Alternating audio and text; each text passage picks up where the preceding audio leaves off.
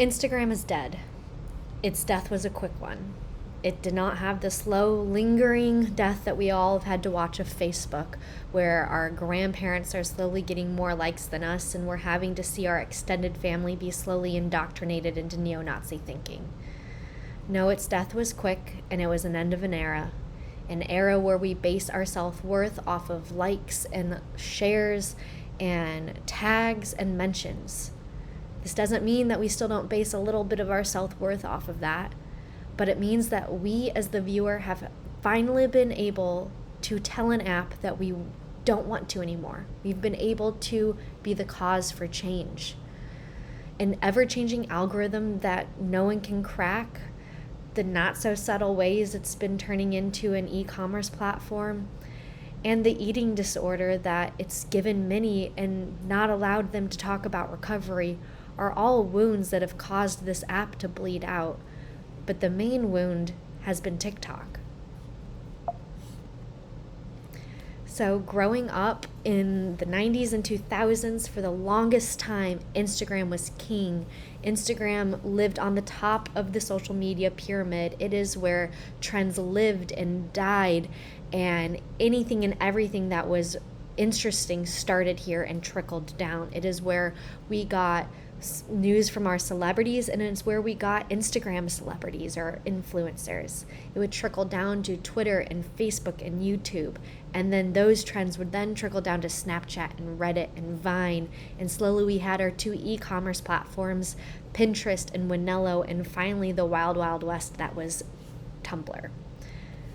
Now it is the first time that we are seeing TikTok, an app that is ruled by the audience, by the viewer. The first time ever an app's algorithm is controlled by what the viewer thinks is trending and funny and in. It is the first time an app is listening to the audience the way that it has. Trends start here, they die here. Celebrities don't get verified just by being a celebrity. They have to create thought-provoking, interesting content that is interacted with. Then they get verified. They are creating a breed of influencers all of their own. Trends start, trends die here. They trickle down to Twitter and Instagram. Instagram has moved down a peg and is only moving down more. Then they go to YouTube and Reddit. Finally, our only e-commerce app that has survived the test of time, Pinterest, then Facebook, then Twitter, then the wild, wild west of Tumblr still there. And Vine and Winello are completely social medias of the past. They do not exist anymore. Now let's take a look at what made Instagram so entertaining in its heyday. First and foremost, at the very bottom, it's just proof that the app was great for usability. Right in the middle was where you created a new post, where you created and shared a new photo. You could see all of the likes that you've got, all the posts you've liked. This is your home button, going back to your home of your feed. This home button goes to the main feed of all of your friends, and it arranged things chronologically. And then your little search button. Now today, the app is not chronological. The app pushes out what it thinks is trending, what it thinks you will like, and a lot of that tends to be paid content that you didn't follow those accounts. A lot of it is also, oh, you once liked a photo that had this hashtag, let me share with you all the other hashtags of this. It's no longer, and really never did, listen to what the audience found interesting. It has always pushed out these picture-perfect lives, whether we wanted to see that or not, and it created a false reality. But one of the biggest things that that Instagram has done recently that has been detrimental is rearranged its user interface not once, not twice, but 3 times in the past year and a half alone.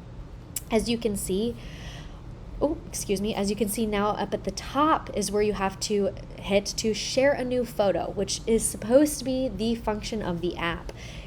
As you can see by the hand holding this phone, you can't reach up there with just using one hand anymore. It has made the main point of the app be the furthest thing that is accessible to you.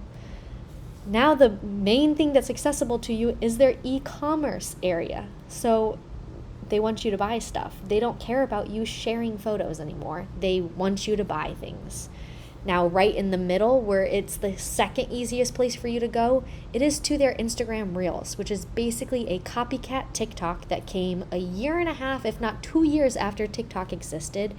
And honestly, they filter things that you talk about there so much more than TikTok. So if you're like me and many of the thousands other people who developed an eating disorder at a young age because of these picture perfect lives that we saw and thought we had to obtain on Instagram, if we go to Instagram now to document our recovery, talk about our recovery, get support about our recovery, it gets flagged. It violates user community guidelines.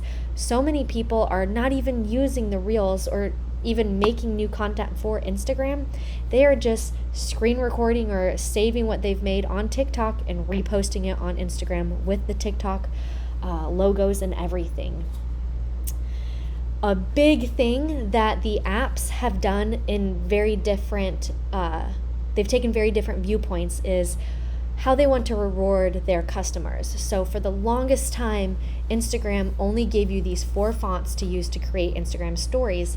Then during 2020, they gave their influencers these fonts. So it was supposed to be an aspirational thing of, oh, if I could be an influencer, then I get to unlock more items on the app.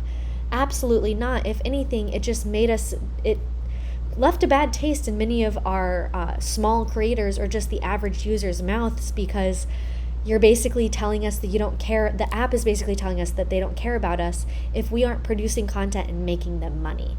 Now, that never happens on TikTok. The second a new font or trend, or not trend, but font or filter or anything is created, everyone gets access to it at the same time, whether you are someone who is bringing in millions of dollars a year for the app and yourselves, or you're someone who's never even made a video once. Now, LinkedIn actually put out a study because they wanted to see where people were spending their time on social media. 23 minutes was the average time the average person spent on on Instagram. But yet on TikTok, 56 minutes was the average time that users spent on the app. That's a long time to be an average. Now we can look at one of my favorite TikTokers as a success story. Her name is Tinx. She is about $2.5 million in her net worth, and she started and got famous because of her relatability. Now, during COVID, she shared with us about how she got one of those infamous "hey girly" texts where she found out that her boyfriend had been cheating on her. She has since become basically TikTok's big sister and shares with us advice for all sorts of aspects in your life. She has her own clothing line here. She has been featured on the cover of Australian Vogue, the New York Times, People magazine. The internet loves her.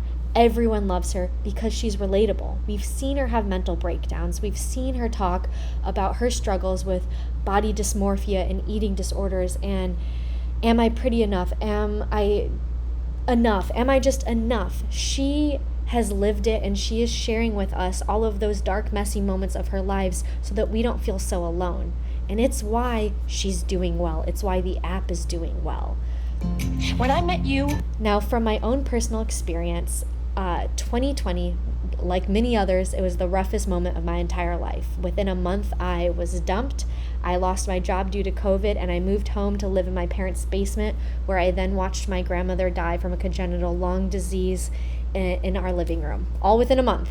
So I first took to TikTok as a way to escape. I wanted something to take my mind off of it. I wanted some serotonin. Then I started making silly little TikToks impersonating Meredith Grey from Grey's Anatomy. I thought I had found the person that I was going to spend the rest of my life with. I was done. So all the boys... Then in 2021, I found that I had a lump on my breast and I was going to have breast reconstruction. And so I started my TikTok then as kind of like a diary where I counted down the days to my surgery. I talked about the medication I was on, and I found a support system. And it was very cathartic for me to open up this app every day and know that I was going to have a positive experience. That is something I could never say with Instagram. And so because TikTok is the first app that lets the viewer, the audience, dictate what is trending, what we want to see, because of the relatability-ness that they allow their influencers to have, and because the app is not trying to be an e-commerce app. It's not trying to be anything else than a way to share videos and content with friends and people that you meet online. That is why TikTok is now the social media king, why it has killed Instagram, and why I believe that in the next 1 to 3 years, Instagram will be joining Wanello and Vine, and it'll be a social media app of the past.